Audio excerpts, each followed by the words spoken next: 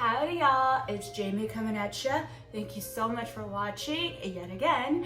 And today we're going to talk about something that popped up on my Facebook timeline. And I thought, you know what, that's great. That's actually a good video to post on YouTube because I have recently just done that. And that is surviving the airplane ride with your baby. We recently went to Cancun in December and it was my baby's first flight, and let me tell you guys, I was scared less. I'm telling you, I thought I was going to poop myself. I thought I was going to throw up. It was every emotion imaginable. I just couldn't seem to get a grasp on myself because I wasn't sure, you know, how he was going to behave on his first plane. Needless to say, he's one, so he doesn't quite understand that A, you need to sit still and not be crazy. B, the ear popping thing, how do you explain that to him? You know, it's just so much going on, and I was like, I'm the kind of person that just panics easily. So I'm over here like dreading people looking at me because he's crying or screaming or uncomfortable, and you know, or he's just wanting to get out of the seat because he tends to not want to sit still very long. So I was tripping balls, and I didn't even sleep the night before. Let's just say the plane ride was actually very easy and it went very well. And I'm just like, oh, okay. So this is how to survive that plane ride, you guys. No fear, it's okay, I got your back.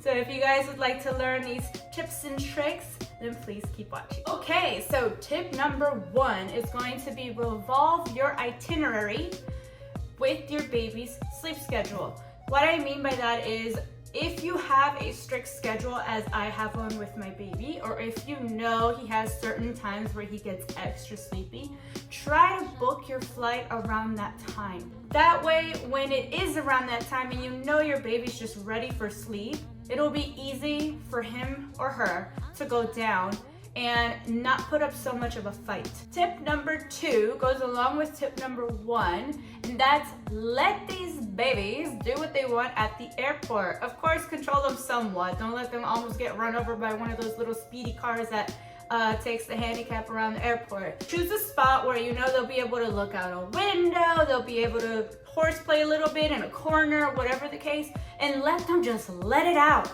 They want to jump, they want to run around in circles, whatever the case, let them do it, you guys. Let them do it. For one, you're letting them burn off all this excitement, all of this energy, so that by the time they get on the plane, yeah, they're still going to be excited, but I'm telling you, once that plane hits the right altitude of cruising, they're going to be tired, because they're going to be like, wow, I did so much, and I'm just like, they're going to knock out.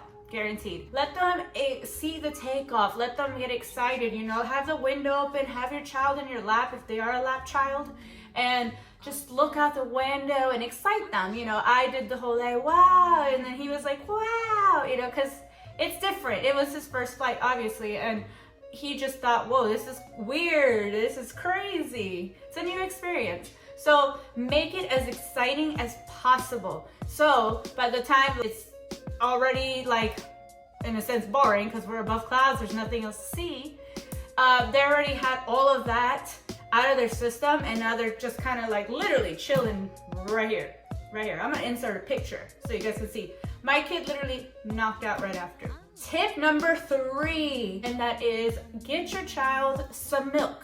A full tummy of milk will help them sleep. So I went to the Starbucks, got himself a little cup of milk, enough to fill up a whole bottle, and I just had it on the plane with me. This also helps with ear popping, with the swallowing, which I've looked up too. It does help with the ear popping. If you need to feed your child during takeoff, then go ahead and do so. It also is a good time to do it if they're not excited or anything. Go ahead and give them that bottle to take away the fear, to help with the ear popping, and then go ahead and they should be ready to sleep once we're finally at a cruising level where it's not so crazy, not so bumpy, not so super loud. Literally worked like a charm. As soon as everything was said and done, I gave him his bottle and literally fell asleep. He actually slept for a good hour, a little bit more, and it was too easy. Like, I was so happy. You guys, there's nothing better for a parent than a child that just kind of sleeps through it all. I wish he slept through the whole thing. He didn't, but that's okay. He wasn't upset or anything. He woke up like, oh, I just took a nap, and he was okay.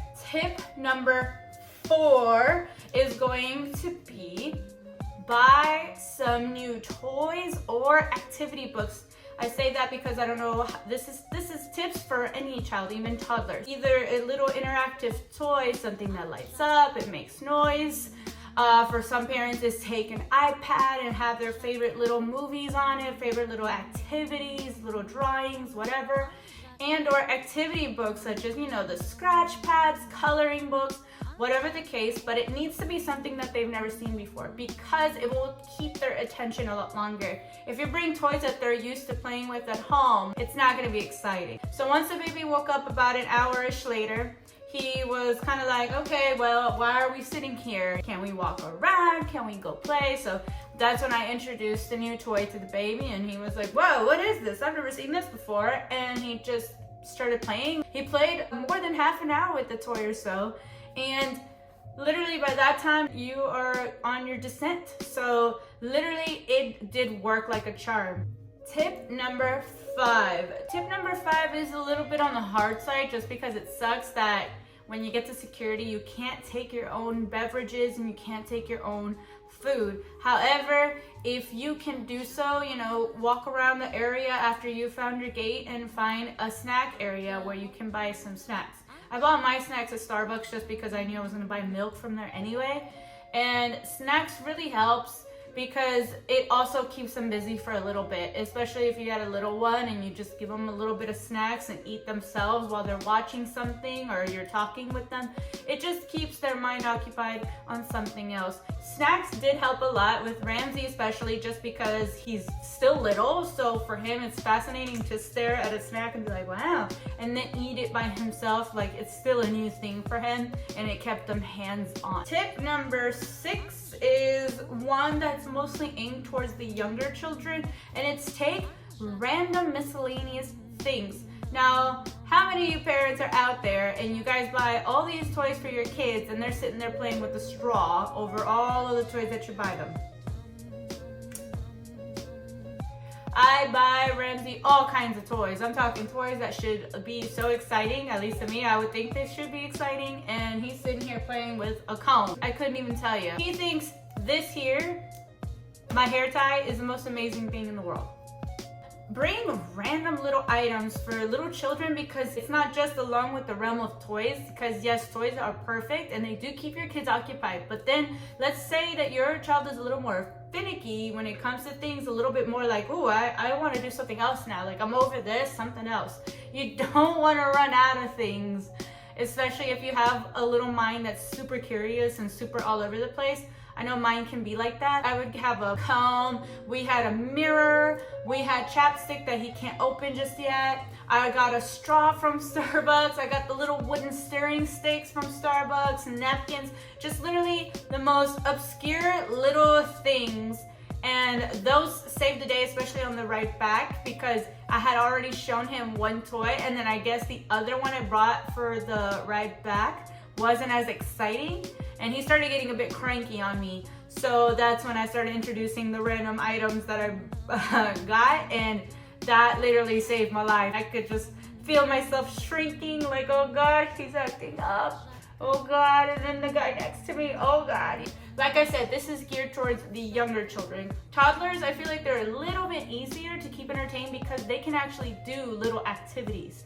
But with babies, that one can be a little bit harder, which is why I knew I was like terrified. But it went well. You guys, things go very, very well. I want you guys to not feel like you cannot travel because your child is too young. Everyone needs a vacation. It's even nicer when they're under 2 years old because they don't have to pay a plane ticket. So guys, those are all the tips that I did for my travel, and I'm telling you, it was so wonderful. It went so well, and I have no complaints. I think Ramsey did so good, and I'm just so thankful.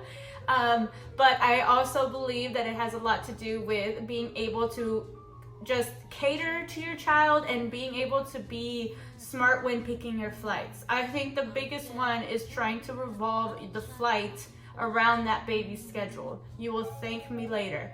Try and just be calm because they can sense when you're anxious. Explore the world. It's so worth it. Thank you guys so much for watching. Please subscribe, like this video, and let me know what other kind of content you guys would like to watch. And I'll see you guys in the next one. Bye!